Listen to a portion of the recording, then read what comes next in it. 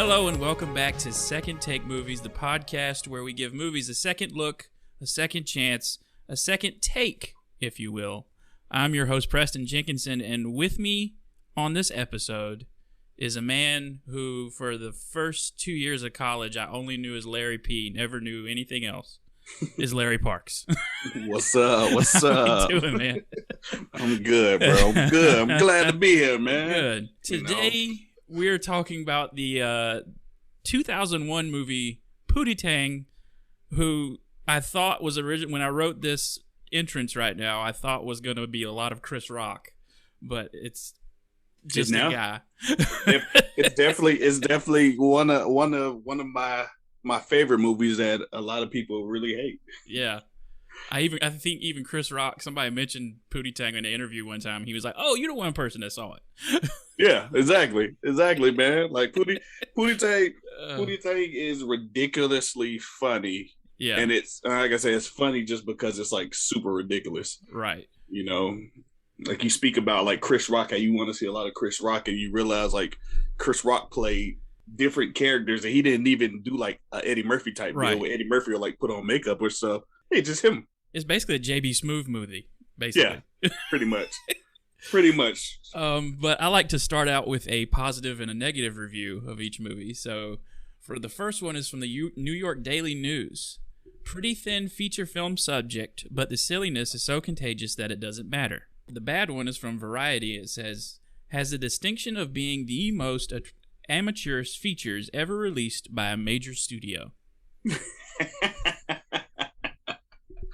Yeah, I can believe that. I can see that. You know, I'm sitting there watching. It starts out with Bob Costas of all people. Yeah, interviewing these people, and after that, they throw it into a clip, which is basically the movie Pootie Tang. That's the hilarious part about it, man. By the end of the movie, like you forget that like this was supposed to be a movie clip. Yeah. And the very first thing that caught my eye, the first, well, I don't know what order it is in the credits, but it's written and directed by Louis C.K. of all people. Yeah, that's major. Like I said, man, it's a pretty entertaining and interesting film. Yeah. Like when people tell me like I'm crazy for like liking this movie, like when I tell people like Pootie Tang is like one of the greatest movies or like one of my favorite movies, like I understand when people say like, yeah, you're crazy. You know, it's not like I'm saying something like if I say like Pulp Fiction is like one of my favorite movies, and then somebody tells me, nah, you're crazy, that movie sucks, and then like I look at you like you're crazy. Like if you tell me Pootie Tang sucks, I understand. Yeah, even as like, and honestly, it's not a great movie, but it is the first movie on this podcast that I had a good time watching. Yeah. Like I was laughing. It was so ridiculous. And that is I think that's why I enjoy that movie so much. My genre of movies that I like to watch, I love watching like action movies, like sci-fi. I like watching suspense and all that stuff, thrillers. So for me to enjoy a comedy, like it's really got to be something like very comical, and I think Pootie Tang, like definitely it gives you everything that you need in a comedy. Like we're not looking for it to make sense.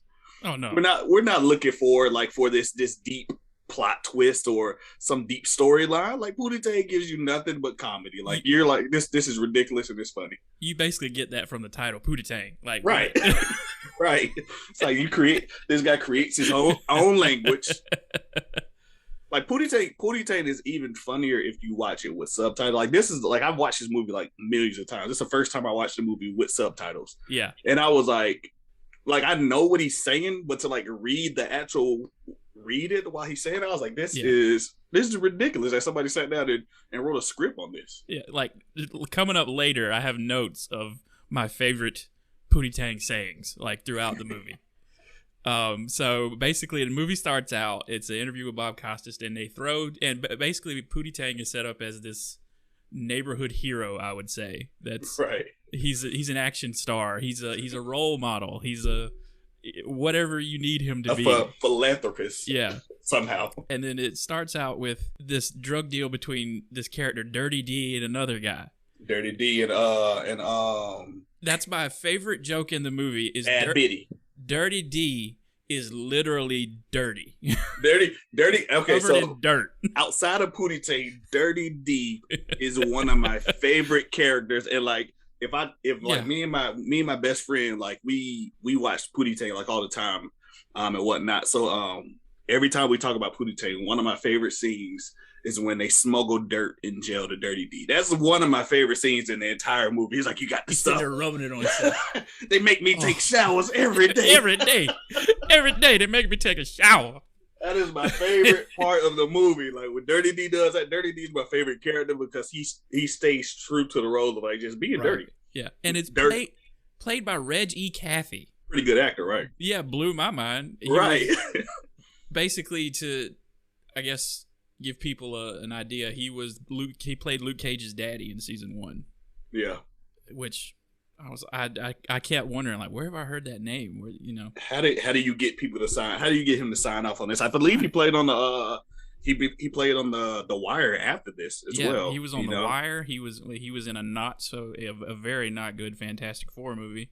After that, it goes into the explanation of Pootie Tang. It starts out with him as a little kid, and basically grown women are obsessed with this 6-year-old kid, right? You know, this is before Me Too and before the world got super sensitive. This was way before that, because David Cross is very lucky no one's brought up this movie. If this movie came out today, they will be like child pornography, everything. Yeah, this movie is literally 20 years old.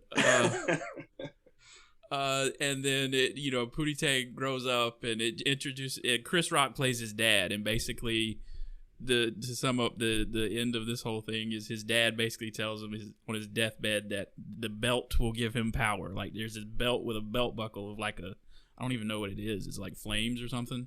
Yeah, I never really paid attention to what it is. I just know it's purple and black and red, and it's Pootie Tang's secret power. Yeah, and so JB Smoove starts introducing JB Smoove is narrating this entire movie. Yes. And one of my favorite bits in the movie is when Pootie Tang's about to get on the bus to go to the country. He's repeated everything. And he's repeating his narration. He's like, I was feeling bad. Pootie Tang, I'm feeling bad. That I want to say, so there are people that make this movie like, just like I said, like you take the movie. They presented the movie and they said, listen, man, it's a comedy. Have fun. Let's just have fun. Let's make it fun. Let's not try to force anything. Let's just make it fun.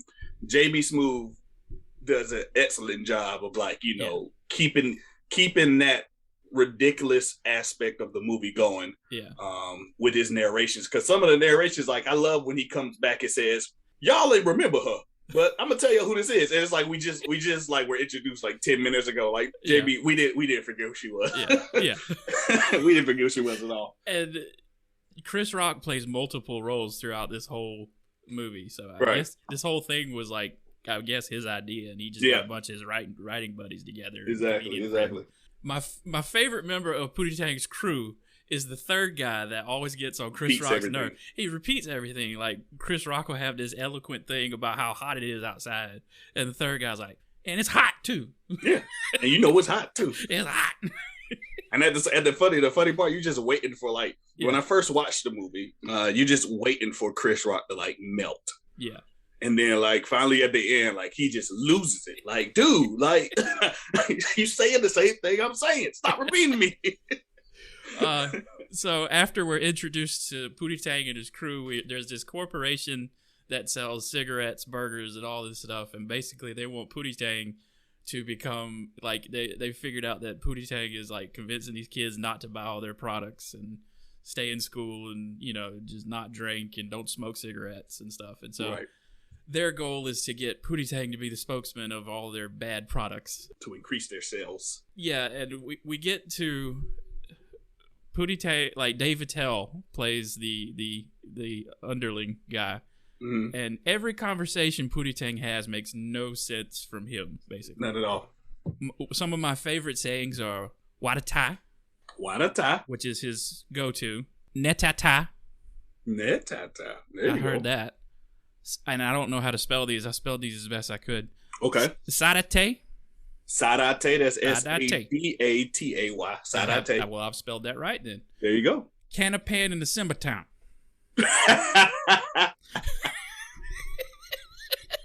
You can't make this stuff up, man. No, you can't. Well, somebody did. And I think the guy that played Pootie Tang is just like a guy that writes for Chris Rock. Yeah. Because I looked up his credits and he just has a bunch of stuff. Like he wrote for the Wanda Sykes and Chris Rock and a bunch of stuff. Yeah, I think after watching Pootie Tang so many times, like I eventually started looking up like that actor of Pootie Tang. I was like, what else has he been? And he really at Pootie Tang is in it. And that's what they put him in. Yeah, the next note I have, Chris Rock just got a bunch of his friends and one guy to say some nonsense, and they made a movie out of this, and it's a pretty basic, plot. So of course Pootie Tang doesn't agree to this, and so they I can't remember the actress's name, but she was in like Legally Blonde and I forget her name too. She's in a new show on HBO Max called The White Lotus. That's been pretty funny so far. I mean, she's if you see her, you'll know her. You'll know her. I'm looking her up right now. Jennifer Coolidge, yeah. Jennifer Coolidge, okay. Jennifer Coolidge is the actress, and like I said, if you see her, there's something that you've seen her in at this point in Hollywood where you've watched. So, but yeah, she is Pootie Tang's weakness. Yeah, which is a promiscuous woman. Yeah, and JB Smoove is the one that eventually she corners him at this party they all go to, which is put on by Wanda Sykes' character Biggie Shorty, who is obsessed with Pootie Tang. Yes, all she wants to do is get with Pootie Tang. That is her goal through this entire movie. Pootie Tang resists all of the women because all the women are attracted to Pootie Tang for some apparent reason. Pootie Tang's been attracted to him, like you said, Preston since he was a young kid. Since he was 6 years old. and for some reason, Wanda just wants a piece of him. But his dad never told him that his number one weakness would be against promiscuous women. Don't let women get between you and the belt. Those were his dad's dying words. Which let me go back because I have a few favorite parts of this movie that that are like ridiculously funny, and the reason why I find them so hilarious is because they're so ridiculous. Like I said, one is Dirty D getting the dirt in jail. The second favorite part is when this gorilla attacks Chris Rock. That is probably one of my that's my second favorite part in this movie because it's like his dad says they was like so his dad suffered a fatal injury at work, and I'm looking like, so you watching him while he at work, you like, what's gonna happen? And gorilla just comes out of nowhere. So man dressed in a terrible gorilla outfit. It's not even a believable gorilla. Like you could tell, this is a man in a gorilla suit, and and the gorilla walks up behind Chris Rock, and just body slams him. And then when he's on his deathbed, he says, "Son, there's things that you got. You about to be in the world on your own, and there's things you gotta be worried about out there. And it's drugs, women, gorillas." Like out of everything in Chicago that you can be afraid of, gorillas is in the top the top three things that you need to be worried about because they will attack you at work. And so he gets and after that he gets handed the power of the belt. Mm-hmm. And that's what JB Smoove ends up telling big white woman, and she gets him into bed. But also, when Pootie Tang is leaving this party, there's a guy that like a like drug addict that tries to rob him, and tries to stab him, and then he ends up like trying to shoot Pootie. Well, Pootie Tang ends up like, what does he do? I can't even. Well, Pootie Tang whipped him. Pootie Tang whipped him, and then he knocked him out with the belt.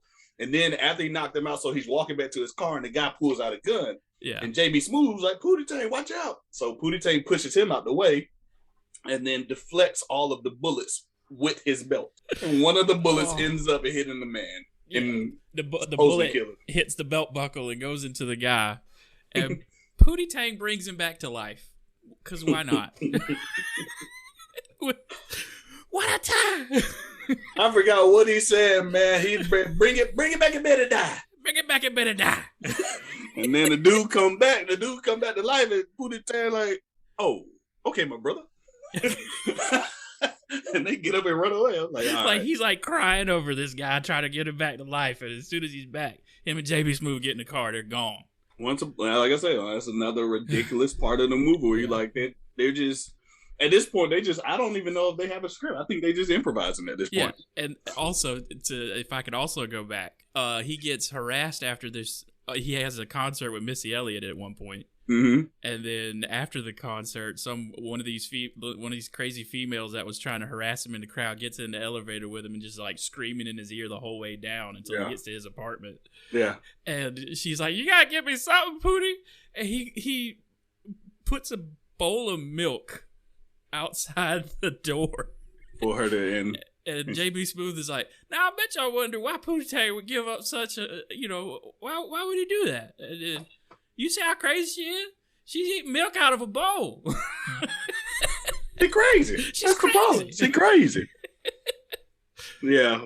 Oh. No, that's yeah. Like I said, I feel like Pootie Tang. I forget the movie. I forget the movie or the show. Yeah. But there was a movie or a show where like one of the actors said like every day he came into set, walked onto set, there was no script. Like the script was written that day. I believe it. I think when I look at Pootie Tang, I look at Pootie Tang as one of those movies where they had an idea and like every day they walked in, they'd be like, all right, so what we gonna do? All right, this is what we're gonna do. Like there's no script. There was no script for Pootie Tang. It was just like this is what we're gonna do. It reminds me of a very long Chappelle Show sketch. Exactly. That's exactly you know what it is. That is the perfect illustration of Pootie Tang. Tyrone Biggums would fit in perfect in this movie as like a background character that just showed up. Right. And it wouldn't, like I said, it gives you the ridiculous factor of like, hey, this is comedy and it doesn't need to make sense. We're gonna throw this one person in here and y'all just run with it. Y'all live with it. And any very sensitive Gen Z people that might be listening, you will definitely be offended by this movie. Yeah. Yeah, Gen like I said, this wasn't written for you. If this movie came out, if Pootie Tang came out today, not only would it be criticized as a terrible movie. Oh my gosh. It will be part of the cancel culture. Right. Exactly. They would be like, who thought of that? Chris Rock would have been canceled immediately. Yeah, because this movie was made when I was 13, and I'm 32 now, so... It just shows you like how drastically the world has changed over the 20 years. Like, the stuff that we still, like our generation, we still find stuff like this funny. But dude. It's like, now the newer generation and newer kids, newer people are like, they'll look at this and be like, this isn't even funny. And it's kind of offensive. They would definitely not handle Blazing Saddles. Like, yeah. There's no way. It's a different world, unfortunately. Different time. But all we can do is, like you say, like your show, we just take a second look on what we already have. That's right. So the Lecter Corp, that's the name of the evil corporation. I forgot to mention it. Lecter Corp gets the belt, and they drug Pootie Tang or something like that. She inhales something, like lights up, inhales it, and blows it into his ear. I have no idea what really happened at that part. In that scene, but as a RA I had in college one time, they ended up doing the grown up, and so they get the belt and they get his likeness to put on all their products and endorse all their stuff. And so Pootie Tang ends up walking down the street, and he eventually finds Biggie Shorty. And his pants just immediately fall down, and his shirt is off. And as you realize, because Pootie has no belt, so if he has no belt, then his pants have to fall down. That's right. What was holding his belt? But it wasn't the fact that his pants were fit. It's just the fact that he had the belt on. And it's like Biggie Shorty has like one of my favorite lines. She's like, "It's gonna be okay, Pootie. We're gonna get you back to the house. I'm gonna have sex with you too, right? Okay." I mean, but that's what she told Pootie. She said one day a woman gonna come put that. One day a woman gonna put that thing on you, and she's gonna leave you kicked to the side. You're gonna be in the dumpster, and I'm gonna find you. I'm gonna find you. And she said that's what she gonna get him. And so she definitely got her fair share and piece of Pootie. That's right. And so it's the morning after, and she suggests that Pootie get out of town so they can't use him in any of their commercials. And so he eventually goes. She has a house in the country, I think. She has an old farmhouse. Farmhouse in Greenville. Yeah. I don't know which Greenville it is, but it's right. Greenville. Where is this even set? So, right. And so he ends up going out there, and again the scene where JB Smoove shows up at the train station, and he eventually it's another one of my favorite bits is JB Smoove. It's like this montage of them like on the bus and then on the back of the truck, and JB Smoove is like, I'm ready to sweat and get some dirt under my nails and be on the farm. Be on the farm and. He's decided about the farm, and yeah. And then there's this long bit of them, like, I guess they're trying to dig up some ground or grass or something, and JB Smoove is like hammering with a shovel. Yeah. JB realized the farm life was not what he imagined it to be. And then after that, it's just immediate cut to him in a cab, and he's just talking the whole way off screen. Who dog is this? I don't want to do this no more. A city life is for me. I need my conveniences. Best part is that JB Smoove went out there with him to the ranch. Right. He went out there with him to the farm. He left the farm. When he came back driving to the farm, he was like, this entire time I've been looking around for Pootie because the city done went to hell. Right. I forgot he was on the farm. Because he's about to marry the sheriff's daughter. Right. It's like, bro, this whole time I've been looking for Pootie. We've been trying to figure out what Pootie. Oh, yeah, he on the farm. He was on the farm. Like, bro, you knew he was there. Why are you looking for him? And then and then Dirty D shows up again while Pootie's trying to make his way out of town, I think. Yeah. Or before or after. Well, no, yeah, Dirty D shows up because Lecter, pretty much Dick Lecter, by the way. Dick Lecter is the villain, and he decides to open a Pootie Tang restaurant. Yeah. Or a chain of Pootie Tang restaurants, and he makes a bunch of fake Pooties that look nothing like Pootie Tang. But David Cross, aka Tobias Funke, is in blackface, which is which as I say in 2001. Yeah. Okay. Let it roll. Let it roll. In 2021, I was like, oh. As long as somebody else approves blackface, then it's good. But but yeah, so Dirty D came to kill Pootie because Dick Lecter said the worst thing that could happen to his plan of opening all these Pootie chains with all the fake Pooties is if the real Pootie shows up. So then he tells Dirty D, hey man, just show up. I know where he at. Just go and kill him. And Dirty D pulls in town. And then they have a standoff in the street, and his entire crew is dirty as well. His entire crew's dirty. His car is dirty. Everybody is dirty except Froggy. Froggy is number one right-hand man. And Froggy is the cleanest out of the crew, but everybody else dirty. They got dirty money. They got dirty cars. They got dirty clothes. It's Dirty D in his gang. And Dirty D gets out the car and just like, oh, country dirt. Oh, it's the best dirt I ever had. Dirt. And Dirty D is true to his character. I love Dirty D. Dirty D is my favorite character in this movie. Yeah. And then there's this hilarious thing where it's like a standoff, and it cuts to them getting closer and closer, and they eventually like link up together, and then they go through each other. Like I said, another ridiculous part in the movie that you just laugh at. You just gotta accept it. You just like at this point you've made it through the movie. You've accepted all this other crazy stuff. You've got to accept that. Right. Pootie Tang deflecting bullets with his hair. Stuff. Just wild stuff happens in this movie, man. Like I said, man, this movie is great because it gives you what you need, and that's a laugh. It's like something to shut your brain off and just laugh.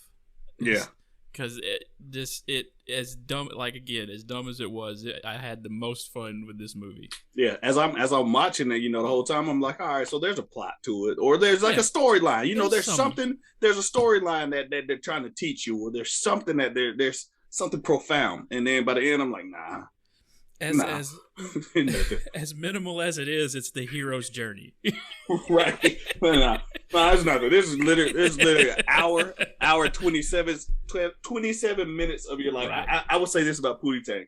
It's an hour 27 minutes of your life that you'll never get back. It is. But I feel like everybody once in their life at least should watch Pootie Tang once. Like they may not watch it ever again, but you should at least watch it once. It will make you laugh at different points as to how absurd it is. Right.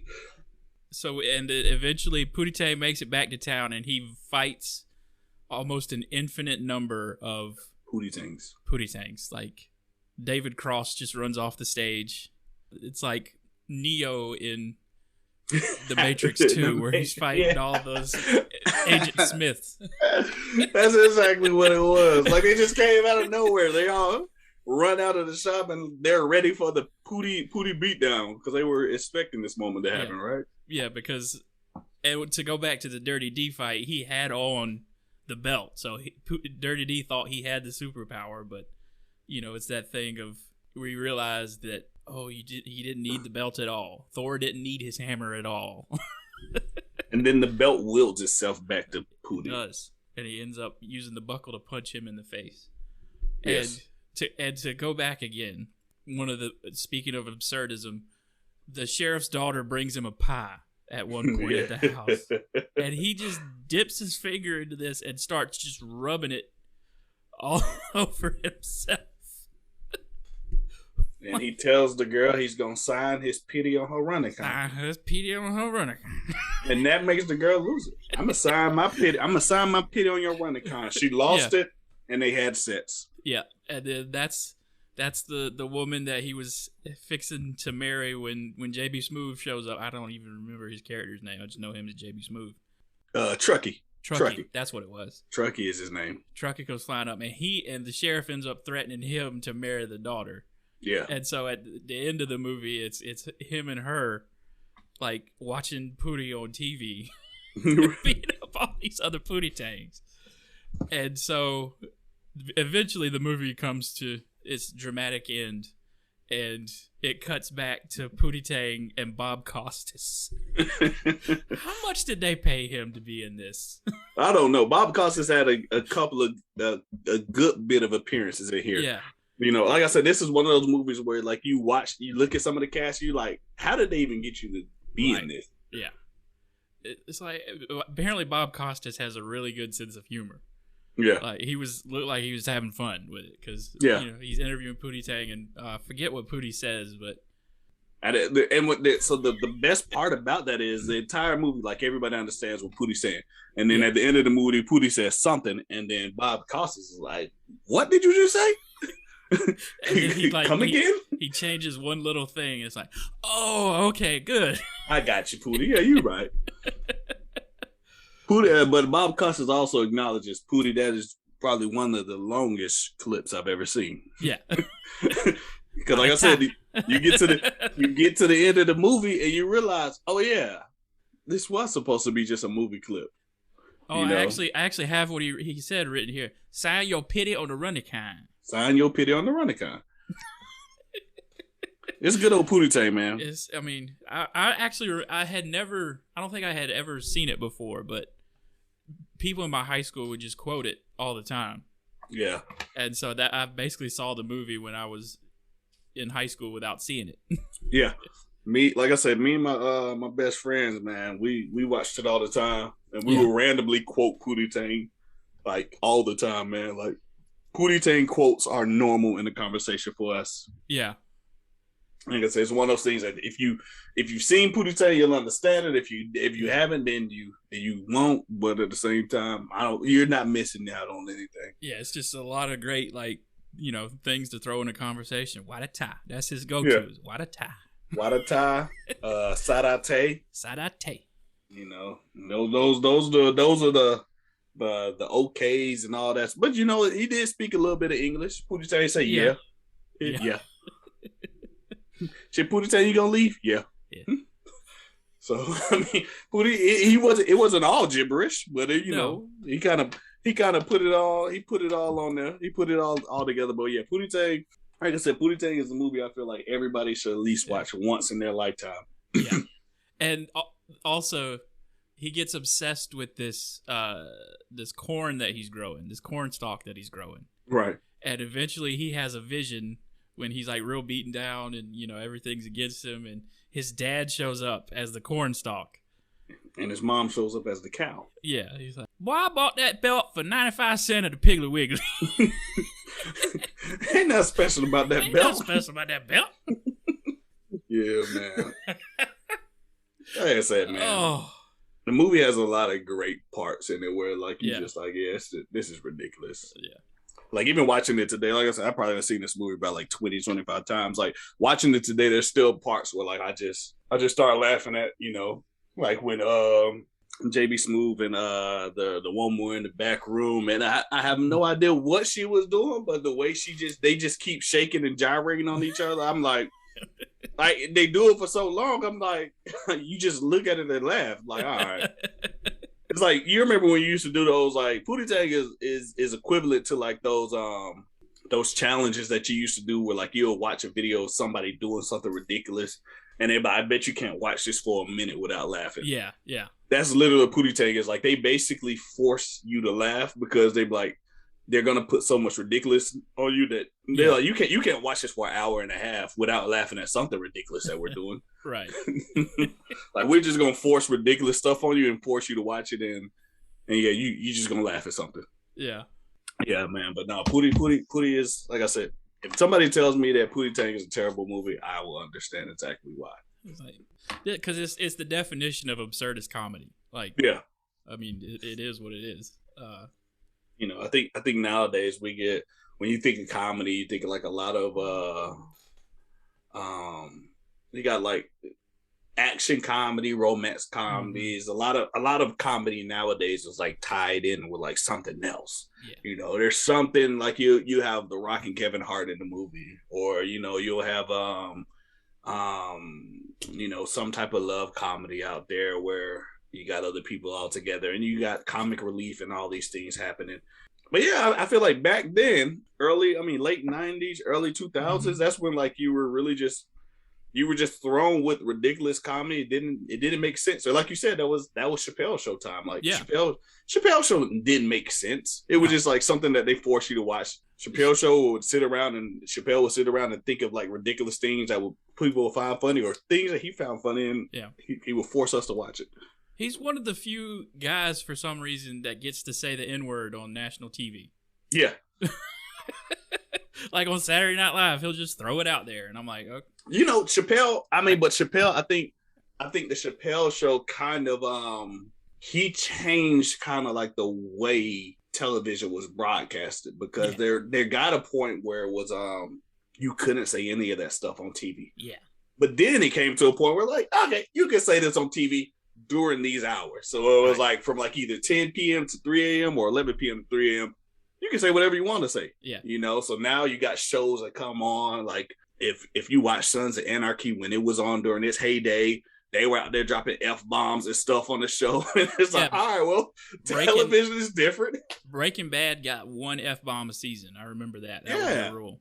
You know, so, you know, like the Chappelle Show definitely changed the way television was, you know, profane language was. It's like, all right, you're not going to do it during the primetime hours, but when all the kids are sleeping, we know that the adults are supposed to be up watching this stuff. Like, y'all say whatever y'all want to say, you know?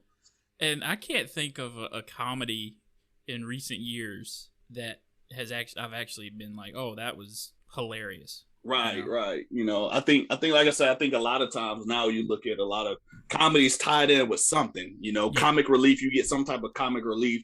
Like, think about like all the Marvel films that you watch. Mm-hmm. Like, you like, oh, okay, that was a funny movie that I watched. Like, it was action, but it was funny, you know? So, but like you said, there's not an actual comedy movie that comes out where you like, that was actually funny.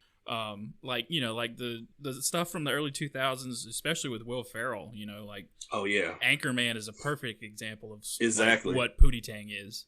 Exactly. That is another movie of just complete nonsense, but it's hilarious from start to finish. You know, and Talladega Nights. Yeah, when I think of like comedy, like the last little bit of comedy stuff that I used to watch, I think Will Ferrell was like the last of that generation of like that dying breed of like ridiculous comedy. Because after Pootie Tang, I think all of like the the ridiculous comedy movies that I can name were like Will Ferrell movies. Superbad. Superbad is one. That was big when I was in high school. Yeah, you know, Superbad is definitely a. I don't even know if Superbad is labeled as if it's supposed to be a comedy. I think it was. That's what it was made. That's what it's supposed to be. Okay, cool. Because I was about to say, Superbad definitely was the one that made me laugh. It was made by Judd Apatow and all those guys. Yeah, well, like you say, man, it's really hard to kind of think of like in recent years. Everything's Kevin Hart now, basically. Right, and that's another thing about comedy. Like I think a lot now with Hollywood, they just force everything down your throat. You know, like. Yeah. Either if it's comedy, it's Kevin Hart. If it's action, it's The Rock. You know, it's kind of like you get these actors that just get stuffed down your throat. And I think, like, you know, another thing is like the remaking genre or era that I should say. Like, you know, whatever comedies we did laugh at, like they just remake it and like either made an all male cast, female cast, or whatever. You know, so it's definitely the originality has gone out the window when it comes to comedy. You know. Paul Rudd is like a leftover from that whole early comedy stuff because he was in all of those movies. And Ant-Man is probably one of the underrated Marvel movies in my opinion because he brings like just because it's Ant-Man. Like anytime somebody says it in that movie, they're laughing. Exactly. So. I think they you had to, but you got a lot of those people in that movie like are those are going to be your comedy people. Yeah, you know? Like that whole bit with Michael Pena and him explaining how he got from here to there. Yep. Yeah, but Ryan Anderson, that's another one that, you know, they're gonna throw him in a comedic role. Yeah. You know, but it's gonna be tied into something else. You know, it's not gonna be a true comedy. It's gonna be Ryan Reynolds is in that too. Yeah, that's your job. Your job is be Ryan Reynolds. That's your job. Be comedy. Be comedy, but we're gonna throw you in this action film. Be comedy. We're gonna throw you in this love film, but be comedy. You're there for the comedy to be yourself. Because I think even Ryan Reynolds and The Rock are doing like some spy movie for Netflix that's supposed to be a comedy. Yeah, I saw that coming out too, man. But I don't know, man. You know, I think it's kind of hard to find like pure comedy nowadays. I think you find it so much more. And I mean, the creation of YouTube, TikTok, all that other stuff, and man, it kind of makes it hard to kind of make a comedy movie because at the end of the day, like you get comedy like at the tip of your fingers now. You know, stand-up comedy is not so hard to come by. So like I said, movies like Pootie Tang are very, very far and few in between. And if they are, you know, like we've said, the way the society is now, man, it's kind of hard to make something as ridiculous as that because you're gonna end up offending somebody. Yeah, and especially as absurd as it is. How High with Dave Chappelle, I remember that. Like, yeah. Oh no, you're talking about How High was Method Man and Redman. You're talking about Half Baked. Half Baked, that's what it was. Half Baked is definitely a classic. Yes. Now Half Baked is definitely a movie where people will sit and laugh at and they will understand. Yeah. It's not on the level of Pootie Tang, where people will be like, "This is a bad movie." But Half Baked is definitely a movie where it's in the realm of a Harold and Kumar as well. Oh yeah, definitely. Harold and Kumar definitely Harold and Kumar definitely would like offend a lot of people nowadays. Oh my gosh, yes. Just the fact that his name's Kumar or something. Wet Hot American Summer. Yeah. That was before Amy Poehler was Amy Poehler and Paul Rudd was Paul Rudd. We could go on forever. Yeah, you could go on a list of movies that were made, comedy movies that were made back then, and if they remade them today, they would definitely they would not work out as well. So that is the end of Pootie Tang, and so watching it again, what score would you give it? From 1 to 10. From 1 to 10, man. I'm a realist. Yeah. I'm a realist. Yeah. Pootie Tang is probably one of my favorite movies to watch, but I'm a realist. Yeah. If Pootie Tang, on a scale of 1 to 10, if Pootie Tang ranks higher than a 5, then anybody's kidding themselves. You know, Pootie Tang should be a 5 and below, but it is a very, very well polished 5. Yeah. As a movie, I would give it. As a movie, I'd call it like a 3.5, maybe 4 out of 10. You're right. But just how much it made me laugh and just literally laugh out loud, because even when you're watching a comedy by yourself, you might do a. Yeah. But this one was making me like laugh like bursts really out in laugh. laughter. Yeah, exactly. That bumps it up to a 5 for me. So yeah, like I said, if you rank it above a 5, then either you're Chris Rock or right. Well, I don't even think he likes it. Exactly. I think this is one of those things that's like this is rich people stuff. Yeah, something that you do just because you can do it. Hey, let's just make a movie. Oh yeah, y'all want to work for a couple weeks? Cool. We got this budget. We got this approved budget. We can spend this money on whatever. Let's just make this movie right quick, y'all. Right. That brings us to the end of the episode. Larry, thank you for coming on, man. Oh man, I'm glad you had me on. I'm glad I was able to, express my love of Pootie Tang. Mm-hmm. And maybe, my words will touch another soul to express their love for Pootie Tang and finally see Pootie Tang the way that I see it. I was telling some of my friends at church the other day, we're doing Pootie Tang. Oh. They said, what? What is that? Gonna find out. Right. It's like, okay. I don't know what that is. It definitely sounds like a old school 1970s Jackie Brown type. Sounds like that black exploitation kind of movie from the 70s or whatever. Yeah. Pootie Tang. Something about a pimp. Undercover Brother. That's an episode I might have to do because I love that movie. Undercover Brother. Listen, I'm gonna tell you something, man. They're like, you got your Eddie Murphys, your Richard Pryors, your Martins, Bernie Macs, and your Dave Chappelle's. But when it comes to like actually like pure like realistic comedy, or real life comedy, mm-hmm. Eddie Griffin and Chris Rock are like two. I'm not gonna say underrated, but they're two comedians that nobody really talks about as much. But like, if you sit and watch their like stand up, you laugh at it, but it's one of those laughs where like it's funny, but it's also sad because it's true. Like if you sit and watch Eddie Griffin like stand up comedy, like you're laughing, and then by the end of it, like you've learned something. Mm-hmm. But then now you're like kind of sad because you're like, I just laughed at like real life, true reality, and this shouldn't be funny at all. So yeah, man. But those are two definitely underrated comedians that definitely give you a lot. If Undercover Brother, and then what's the movie with him and Eddie Griffin and the Double Take? I haven't seen that one. That's him and the what was he?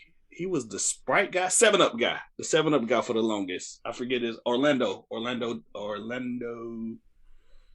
want to say Orlando Bloom, but I know that's Legolas from Lord of the Rings. I don't see him and Eddie Griffin doing anything together. Yeah, but it was Orlando and if you saw it, like I said, the 7-Up man from back in the day, that used to be on all the commercials.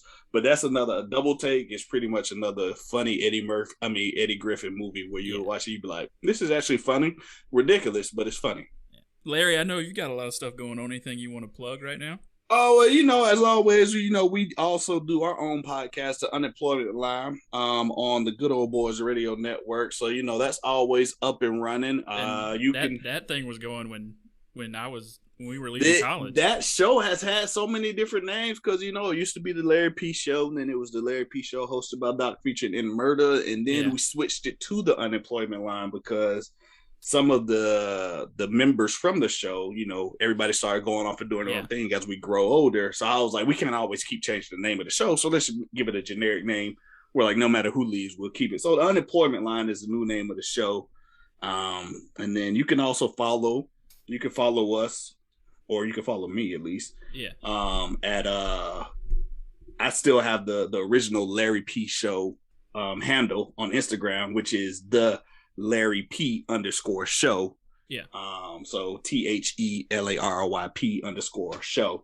So yeah, you can follow me, and I have links to all of the podcasts. We're on iTunes, Spotify, you name it. I'm pretty sure we're there somehow. It's worth a follow. I enjoyed your takes on Manifest because I was watching it at the same time you were watching it. Oh, Manifest! I got sucked in. Manifest is one of those shows. This is my show.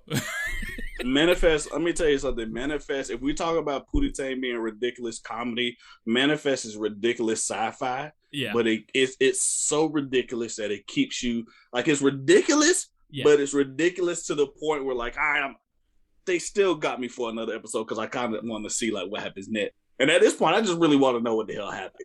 I'm waiting for the third season to come out on Netflix because I'm like, I'll just put the third one out and just Netflix pick up the fourth one. Yeah. What I ended up doing was I watched the first 2 seasons on Netflix, and then my fiance, she has Hulu, so I immediately went from Netflix and then went to Hulu and watched the 3rd season. Because at that point I was like, y'all already got me like tuned in now, man. So now I'm like, all right, what's gonna happen in season 4? Like, are y'all gonna pick him? Because at this point everybody's getting on this manifest train. Yeah. And I'm like, yeah, this show is ridiculous. And I think every person I've talked to about it, they've said the same thing. And like, the show is ridiculous. But at this point, we kind of just want to see how it ends. Yeah. I just want to see what happens next. And speaking of social media, you can follow the podcast at Second Take Movies on Instagram and Twitter. Send a suggestion for movies at secondtakemoviespod@gmail.com. And for Larry P., I will say goodbye, and I will see you next week. Larry, I'd like to have you on the show again to talk about something. Oh, man, you just let me know, brother. You just let me know. Just like you see how easy it was to set this up when you told me, to come on the show. You give me whatever movie. I'm a movie buff. I love movies. Yeah. I love movies. I love shows. If you give me a movie to watch and we can talk about it, man. Hey, I'll do that too, Well, so you just let me know, bro. We'll see if there's an episode next week. So I will say goodbye. I will see you next time on Second Take Movies.